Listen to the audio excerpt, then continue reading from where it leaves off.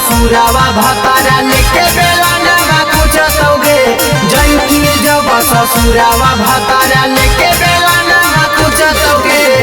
कहाँ हौ तोर घर छौड़ी कहाँ मिले ऐना गे, कहाँ हौ तोर घर छौड़ी कहाँ मिले ऐना गे। लैटावा भुक भुक बड़ा हलवा हरावा में धरैना गे, लैटावा भुक भुक बड़ा हलवा हरावा में धरैना गे।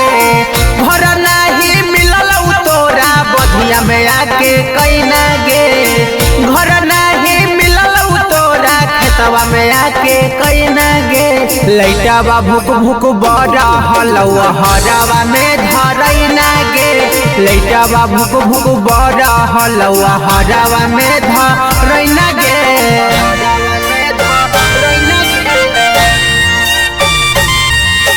कौना बजरिया के आटा के छौड़ी कौना बजरिया के डालना गे। कौन छौड़ा से पूरी छना बैले पूरी खिलल डोले गो लगे, कौन छौड़ा से पूरी छना बैले पूरी खिलल डोले गो लगे। ओकरा के देहनी छौड़ी हमहु तले बौ नहीं जदी दे भी तो गौआ में कह देबो। ओकरा के देली छौड़ी हमहु तले बौ नहीं जदी दे भी तो गौआ में कह देबौ। बाप गे माई के अपन इज्जत डूबैना गे, बाप गे माई के अपन इज्जत डूबैना गे।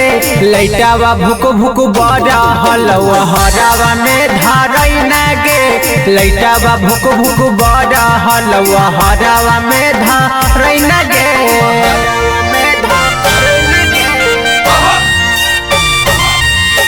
लाजो न लगलौ तोरा के छौड़ी सब काम करे में, जादे मन हलौ तो मोट बैगनवा डाल दहन घरे में, जादे मन हलौ तो मोट बैगनवा डाल दहन घरे में।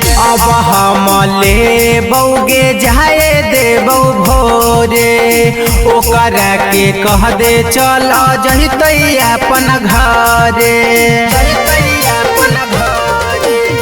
अब हम लेबौगे जाए देबौ भोरे, ओकरा के कह दे चल जैतै अपन घरे।